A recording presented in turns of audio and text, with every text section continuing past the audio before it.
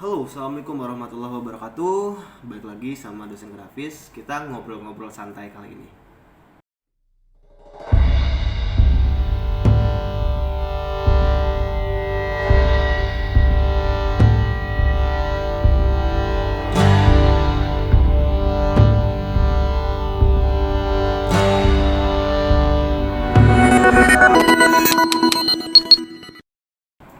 Nah, berkenaan di hari ini tanggal 20 Mei 2021, yang lebih tepatnya hari ini ada kegiatan dari Kementerian Komunikasi dan Informatika Republik Indonesia tentang acara yang mereka selenggarakan di 16 stasiun TV nasional. Nah, acara itu memang dilakukan secara virtual di Jakarta.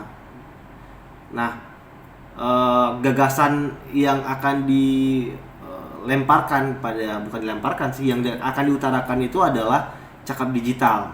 Nah, kalian mungkin akan bisa langsung mengikuti kegiatan tersebut atau melihat di reviewnya di YouTube juga pasti udah banyak banget. Dan kita berharap dengan adanya kegiatan sampai ke upacara virtual meeting ini itu adanya gagasan-gagasan atau terobosan yang baru. Nah, sebagai Indonesia yang semakin cakap digital gitu. Tentunya kalau kita lihat flashback ke belakang kembali ke ya 2-3 tahun, 4 tahun belakangan lah ya. Itu memang angka penggunaan digital itu semakin tinggi di tahun sekarang. Tentunya didukung karena memang adanya pandemi. Bukan membenarkan pandemi ya, tapi karena ada pandemi itu, jadi kita secara educate-nya, secara belajar, secara jual beli juga menggunakan sistem digital. Karena itu memang digital semakin tinggi.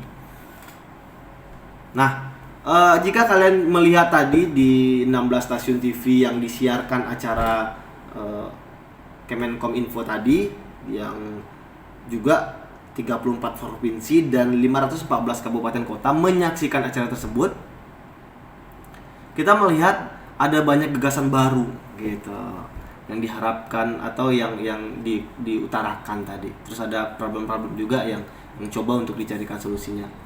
Nah, sebenarnya kalau netizen nih, kalau berbicara netizen ini ya memang cukup berbahaya gitu kan. Memang cukup ya susah karena menyamakan kepala-kepala dari netizen.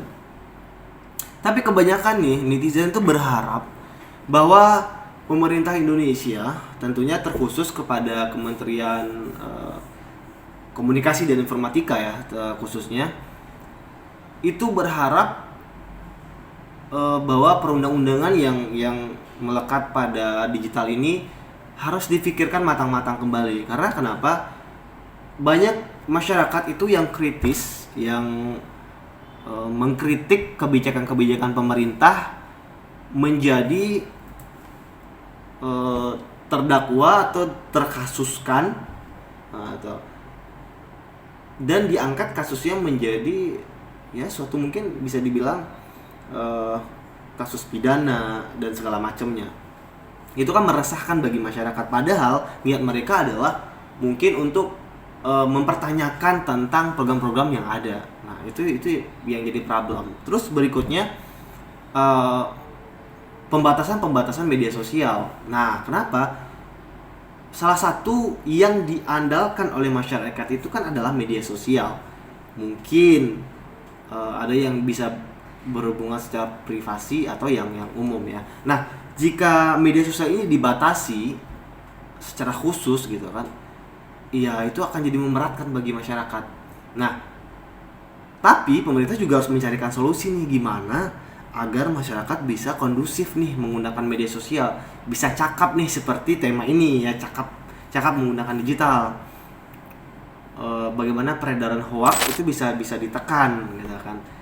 Tapi ya jangan pemerintah juga ikut menyebarkan berita-berita hoax juga.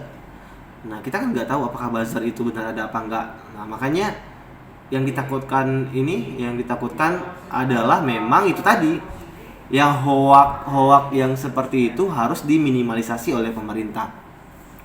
Salah satu program yang harus diusung pemerintah menurut saya adalah memberikan wadah kepada masyarakat, memberikan wadah kepada netizen agar netizen bisa memberikan komentar, bisa memberikan suatu gagasan atau kritik, bisa itu keras, bisa itu lunak, kepada pemerintah. Berikan wadah, mungkin platform khusus kritik kementerian atau khusus kritik apa gitu, agar kenapa masyarakat nggak berseliweran gitu atau menyebarkan kritik ke media sosial yang lain gitu. Nah, itu yang diharapkan oleh masyarakat.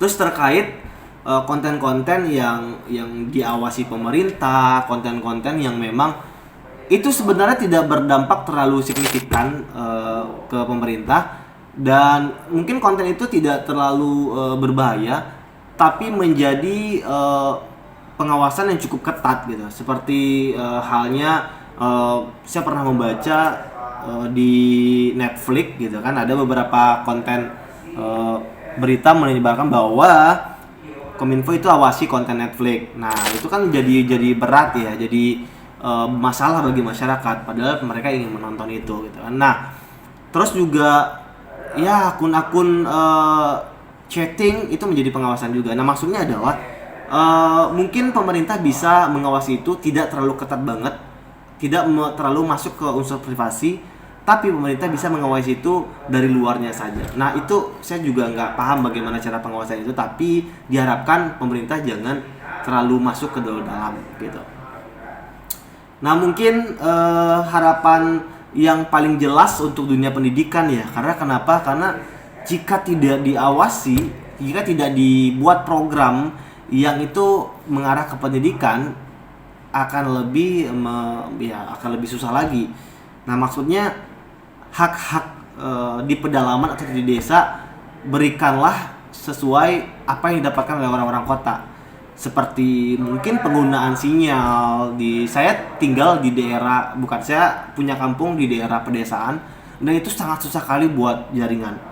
Butuh ada tempat-tempat yang memang jaringannya tinggi, ada tempat-tempat yang enggak. Nah, maksudnya adalah bagaimana hak-hak di warga desa ini bisa terpenuhi juga seperti dalam proses belajar digital ini. Nah, mungkin Kementerian Komunikasi sudah mempunyai ide untuk bagaimana agar tower-tower jaringan itu bisa dihadirkan juga, dan masyarakat desa juga bisa mendapatkan hak yang sama lah dalam dunia pendidikan. Dan banyak sih sebenarnya komentar-komentar netizen yang itu sebenarnya bagus untuk meningkatkan lagi kehidupan dalam dunia berdigital ini, aktivitas-aktivitasnya. Dan kita berharap Kementerian Komunikasi dan Informatika atau Kominfo itu nggak menganggap itu sebagai kritik pedas, tidak menganggap itu sebagai kriminal, tapi menganggap itu sebagai suatu gambaran. Itulah yang ada di tengah-tengah masyarakat saat ini. Itulah yang menjadi problem masyarakat saat ini, karena ya kita tahu sekarang itu butuh namanya dunia digital, dan kalau bisa jangan terlalu dibatasi, jangan terlalu dikekang, diawasi saja dengan dibuat metode pengawasan yang baru.